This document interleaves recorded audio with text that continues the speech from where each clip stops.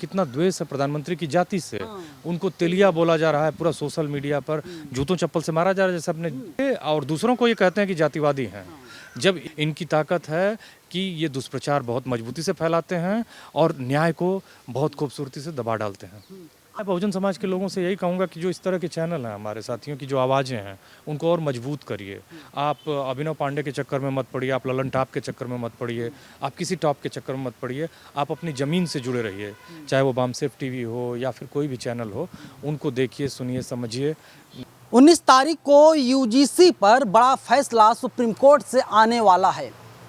जो समर संगठन है उन लोगों ने ऐलान किया है 18 तारीख को वे लोग महाआंदोलन करने जा रहे हैं। बहुजन समाज का क्या रुख होगा, या बहुजन समाज घर पर रह करके मौज मस्ती करेगा?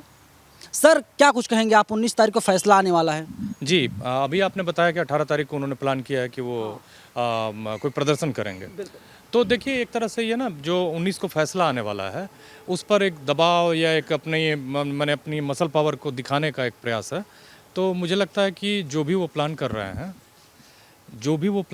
हैं वो करें, लेकिन बहुजन समाज के लोग देखिए, पहली पीढ़ी के लोग ज़्यादातर आए हुए हैं यहाँ दिल्ली जैसे शहरों में और रह रहे हैं, तो वो अपने हिसाब से ओबीसी SC ST के लोग मिलकर और उसके समर्थन में कि उसको लागू किया जाए वो भी प्रदर्शन करेंगे और लगातार अपनी बातों को सोशल मीडिया के माध्यम से, डिजिटल मीडिया के माध्यम से रखते रहेंगे। उम्मीद है फैसला आप लोगों के पक्ष में आएगा, क्योंकि पक्ष जो मजबूत आप लोगों का ही है, बहुजन समाज का ही पक्ष मजबूत है। देखिए नवीन जी, ऐसा है कि 2014 से आंकड़ों की बात करते हैं ना, ऐसी ख्याली पुलाव की बात नहीं। जो हकीकत है वो 2014 से 2021 तक 122 छात्रों ने आत्महत्याएं की हैं। उसमें 67-69 बताया जाता है कि आत्महत्या जाति के उत्पीड़न के आधार पर हुई है। उसमें माने 24 दलित समाज के बच्चे हैं, 4 आदिवासी समाज के हैं, 41 ओबीसी के हैं। ओबीसी में 5000 जातियाँ हैं। मैं बताता चलूँ आपको, एक ऐसा समाज है जिसमें डीनोटिफाइड ट्राइब्स के लोग भी जुड़े हुए हैं, DNT के लोग हैं, बंजारा कम्युनिटीज़ के लोग हैं, सबको जोड़ दिया। ओबीसी एक ऐसा समूह जिसमें सबको भर दिया गया है। 41 बच्चे मरे हैं जातीय उत्पीड़न के आधार पर, और 122 में जितने बाकी बचते हैं वो तमाम दूसरे कारणों से उन्होंने आत्महत्याएं की हैं। तो आंकड़े अपने आप में साफ हैं। आप जब बात करते हो, आप उनका तर्क क्या है? उनके 2 तर्क हैं। उनका तर्क है कि इससे क्या होगा कि इसका दुरुपयोग हो सकता है। पहला तर्क उनका ये है। भाई यही बात वो किया गया था जब काका कालेलकर कमीशन आया था ओबीसी के पक्ष में, या फिर मंडल कमीशन आया था, या इवन SC ST एक्ट लगाया गया। तो दुरुपयोग का मतलब है कि यहाँ तो यहाँ क्या पूरी दुनिया में किसी भी कानून का दुरुपयोग किया जा सकता है। तो दुरुपयोग किया जाए उसके लिए क्या उस कानून को लगने न दिया जाए? ये तर्क ही अपने आप में बहुत ही इस तरह से उचित नहीं लगता है। तो जो उनकी बातें हैं, जिस आधार पर वो कह रहे हैं, वो गलत है, क्योंकि 70% विश्वविद्यालयों में 70 क्या आप लिखिए 46 केंद्रीय विश्वविद्यालय हैं, जिसमें 5 ओबीसी वाइस चांसलर हैं, 1 दलित हैं, 1 आदिवासी हैं। और ये तो अभी हाल का मसला है। पीछे तो ओबीसी के 2-2 वाइस चांसलर्स भी नहीं हुआ करते थे। तो अभी भी जहाँ 90% उन्हीं के लोग वाइस चांसलर्स हैं, ये जो कमेटी अपने आप में प्रॉब्लमेटिक है। उसमें तो जो विश्वविद्यालय है, जो सेंटर है, उसका हेड उसका चेयरपर्सन होगा। तो ऐसी स्थिति में तो वैसे भी न्याय ओबीसी को, SC ST को बहुत नहीं मिलता रहा है। लेकिन खाली बस ओबीसी का इंक्लूजन हो गया है, तो ये लोग चाहते हैं कि ओबीसी को निकाल दिया जाए उसमें से, जबकि आंकड़े कह रहे हैं कि 41 बच्चों ने आत्महत्याएं की हैं जातिगत आधार पर उत्पीड़न की वजह से। सर नई परिभाषा दी जा रही है। आप ओबीसी कैटेगरी से आते हैं, तो कहा जा रहा है कि दलितों के ऊपर सबसे ज़्यादा अत्याचार जो है ओबीसी वाले करते हैं, खासकर जो है यादव लोग करते हैं। इस पर क्या कहेंगे आप? ये लोग कह रहे हैं कि दलितों पहले अपने आप को बचा लो यादों से, ओबीसी के लोगों से। नहीं, वो एक्चुअली क्या है कि उनको लगता है ना कि ये जो व्यापक एकता है, ये उनके प्रिविलेज को चुनौती बन सकती है। तो ये अफवाहबाजी। देखिए एक्चुअली क्या है कि SC STs के लिए एक रेमेडी कॉन्स्टिट्यूशन ने दे रखी है, वो है SC ST एक्ट। तो जो भी उनके खिलाफ मैं तो ये मैसेज देना चाहूँगा आपके चैनल के माध्यम से कि कोई अगर यादव, कुर्मी, कोयरी या कोई भी ओबीसी की डोमिनेंट कास्ट का व्यक्ति सोचता है कि दलित और आदिवासी समाज के लोगों का उत्पीड़न करूँगा, तो बहुत बड़े भ्रम में है, और उसको करना भी नहीं चाहिए। क्योंकि उसको ध्यान रखना चाहिए कि ये आप ही के थोड़ा सा और वंचित भाई हैं। तो आप क्या समझते हैं आप? अगर अपने लिए न्याय की परिकल्पना रखते हैं या व्यवस्था मांगते हैं या चाहते हैं, तो आप दूसरों के लिए न्याय की व्यवस्था को रोक नहीं सकते हैं।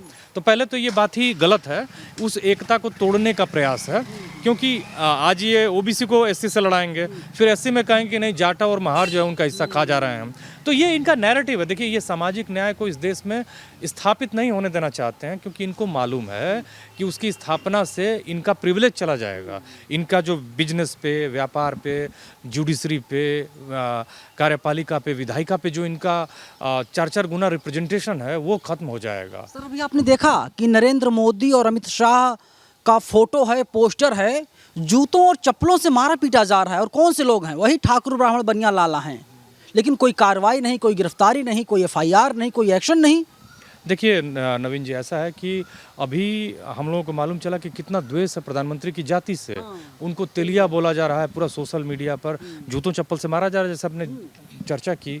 तो ये, और दूसरों को ये कहते हैं कि जातिवादी हैं। जब एक गलत लड़की क्लेम करती है कि हम यूपीएससी पास हो गए हैं, हम एग्ज़ाम क्वालिफाई कर लिए हैं, इनका पूरा मीडिया समूह जो अल्टरनेटिव डिजिटल मीडिया है, वो गर्व के साथ उसको प्रचारित करने लगता है बिना फैक्ट चेक किए। जब बाद में मालूम चलता है तो चुपके से वीडियो डिलीट कर देता है और इतनी बड़ी दुष्प्रचार को बहुत खामोशी से पचा लेता है। तो यही इनकी ताकत है। इनकी ताकत है कि ये दुष्प्रचार बहुत मजबूती से फैलाते हैं और न्याय को बहुत खूबसूरती से दबा डालते हैं। आगे क्या कुछ करेंगे आप लोग अगर ये फैसला जो है बहुजनों के खिलाफ आता है तो? देखिए, जितनी भी तरक्की पसंद संस्थाएं हैं, ताकतें हैं, माने संगठन हैं, वो लगातार सामाजिक न्याय के लिए काम करती रहेंगी। और वो मतलब बेसिकली सामाजिक न्याय का मतलब है कि ये जो यूजीसी का मसला है या फिर जो बाकी दूसरे भी मसले हैं, उन पे ये लोग मिल के बात करते रहेंगे। इनको ये स्पष्ट मालूम है कि बिना हम एकजुट हुए, जो बाबा साहब का फार्मूला था एडुकेट, एजिटेट, ऑर्गेनाइज, उसके बिना वंचित समाज के लोगों को न्याय नहीं मिल सकता है। और इसी वजह से इनको ये बात समझ में आ चुकी है, आप कितना भी दुष्प्रचार करिए, चाहे वो प्रिंट मीडिया से, चाहे वो इलेक्ट्रॉनिक मीडिया से, चाहे वो अपने गोदी चैनल से, लोग एकजुट होकर कम से कम न्याय की स्थापना के लिए काम करते रहेंगे। ना आपके पास सर मीडिया है, ना आपके पास कोई संसाधन नहीं है कि जिसके ज़रिए आप लोगों की बात जो है गांव-गांव तक पहुंचे, दूर-दूर तक पहुंचे। लेकिन उनके पास सब कुछ है, अखबार है, टीवी है, सब कुछ, पूरा मंत्रालय है इसका। हाँ, ये तो बात सही है कि उनके पास अभी 99% एक भी एडिटर नहीं है, दलित, एक भी आदिवासी, एक भी ओबीसी। तो ये तो सही बात है कि प्रिंट मीडिया नहीं है, डिजिटल मीडिया नहीं है। रॉबिन जेफरी की किताब है, बाकायदे उन्होंने रिसर्च किया है, योगेंद्र यादव जी का सीएसडीएस का काम है। मीडिया भाई, यहाँ तो पूरा मीडिया जो है मिल के इन समूहों के खिलाफ काम कर रहा है। लेकिन उसमें भी एक आशा की किरण कि आप जैसे लोग हैं, तमाम आपको धमकियाँ मिलती हैं, आपके खिलाफ कार्रवाई करने की बात होती है, मारने पीटने की, जान से मारने की धमकी दी जाती है, महिला उत्पीड़न का फर्जी केस लगाने की बात होती है, तब भी आप पत्रकारिता कर रहे हैं। तो लोग, ऐसा नहीं है, अपने कंफर्ट जोन से निकल के मजबूती से ऊपर आ रहे हैं, उनको धमकियां मिल रही हैं। देखिए कितना मुश्किल है, जब आप ही प्रदर्शन करते हो, अपने लिए न्याय मांगने की जंतर मंतर पर उनके लोग आ जाते हैं, उनका दुस्साहस देखिए कि वो गलत हैं फिर भी आके आपके मुंह में माइक ठूंसते हैं और आपके साथ बदतमीजी करते हैं, क्योंकि उनको मालूम है कि प्रशासन उनके साथ है, किसी भी कीमत पे वो आपकी न्याय की आवाज़ को दबा सकते हैं। लेकिन उसी में जो आप बातें कह सकते हैं वही महत्वपूर्ण है और एक मजबूत मामला है। तो अभी ये एक सुकून का मसला है कि हमारे जितने भी डिजिटल मीडिया के लोग हैं, यूट्यूबर्स हैं, सोशल मीडिया के लोग हैं, वो थोड़ा ही सही लेकिन अपनी बातों को मजबूती से रख रहे हैं, बिना करप्ट हुए, और मजबूती से संघर्ष कर रहे हैं। वो एक आशा की किरण है। और वो समाज के लोगों से क्या कुछ कहना चाहेंगे या अपील करना चाहेंगे? मैं बहुजन समाज के लोगों से यही कहूँगा कि जो इस तरह के चैनल हैं, हमारे साथियों की जो आवाज़ें हैं, उनको और मजबूत करिए। आप अभिनव पांडे के चक्कर में मत पड़िए, आप ललन टॉप के चक्कर में मत पड़िए, आप किसी टॉप के चक्कर में मत पड़िए। आप अपनी ज़मीन से जुड़े रहिए, चाहे वो बामसेफ टीवी हो या फिर कोई भी चैनल हो, उनको देखिए, सुनिए, समझिए। ना सही लगे तो सवाल पूछिए, कमेंट करिए, लेकिन आपको ये मालूम रहना चाहिए कि ओबीसी समाज का हित भी एससी एसटी समाज को सम्मान देके एकता के साथ उनके साथ रहने में है, ना कि उनके साथ कोई द्वेष रखने में है। अगर आप इस भ्रम में हैं तो ये भ्रम आपको बहुत महंगा पड़ेगा। जिस प्रकार से दलितों पिछड़ों को मारा जा रहा है, और क्या दलित पिछड़े अभी भी सो रहे हैं या उनकी आंखें थोड़ी बहुत अब खुल सी गई हैं कि यार हमारे ऊपर अटैक हो रहा है, हमको अब लड़ाई लड़ना ही पड़ेगा या लड़ाई लड़ना चाहिए? देखिए नवीन जी, एक्चुअली वर्ल्ड इनइक्वालिटी लैब जो फ्रांस में है, उसकी 2012 से 2022 10 सालों की स्टडी की रिपोर्ट आई थी। जो भारत का संसाधन, भारत के धन में हिस्सेदारी है ओबीसी की 19% थी 2012 में, 22 में घट के वो 9% हो गई है, आधा हो गई थी। दलित समाज की 1.8% थी, एससी और एसटी की, वो हल्की से बढ़ के 2.3 हुई थी। और मुस्लिम, एससी, एसटी और ओबीसी मिला के इन तीनों तबकों की जिनकी आबादी 90% है, उनकी भारत के संसाधनों में हिस्सेदारी केवल 13% थी। मैं नहीं कह रहा हूँ, वर्ल्ड इनइक्वालिटी लैब की रिपोर्ट कह रही है। अब आप सोचिए कि ये 90 लोग 13 रोटियों में जिंदा हैं और वो 10 लोग 90 रोटियों में, माने 87 रोटियों में, मतलब इतना बड़ा समूह जिसकी आबादी 90% है, वो 13% भारत का धन उसके पास है। तो एक्चुअली क्या होता है कि ना, जब आपके पास संसाधनों का अभाव होता है ना नवीन जी, जब आपके पास कार नहीं होती है, संसाधन नहीं होते, बढ़िया कैमरा नहीं होता, तो वीडियो की क्वालिटी बढ़िया नहीं होगी। तो ये इस समाज के लोगों का ना संसाधनों में हिस्सेदारी बहुत ज़रूरी है। जब आपके पास संसाधन होंगे तो आप, कल अंजना ओम कश्यप से भी आप में ज़्यादा टैलेंट है। आप में चित्रा त्रिपाठी जी से और बाकी बहुत पत्रकार जो गोदी मीडिया का ठप्पा लेके बैठे हुए हैं या वो उनके लिए काम कर रहे हैं, उनसे कहीं ज़्यादा आप मानवतावादी हैं, उनसे कहीं ज़्यादा आप टैलेंटेड हैं, उनसे कहीं ज़्यादा बेहतर हैं और आप एक बेहतर पत्रकार के रूप में आ सकते हैं, चैनल आ सकता है, सब कुछ हो सकता है। तो पूरा मामला संसाधनों का है। और मैं फिर वही इसी इनइक्वालिटी लैब की रिपोर्ट, जिसको टॉमस पिकेटी ने, लुकास चांसल ने, नवनीत कुमार ने तैयार की है पेरिस में, नोबेल लॉरिएट हैं टॉमस पिकेटी। सोचिए 90 लोगों को 13 रोटियों में ज़िंदा रहना पड़ रहा है और 10 लोगों को 87 रोटियां हैं। यह अन्याय नहीं है?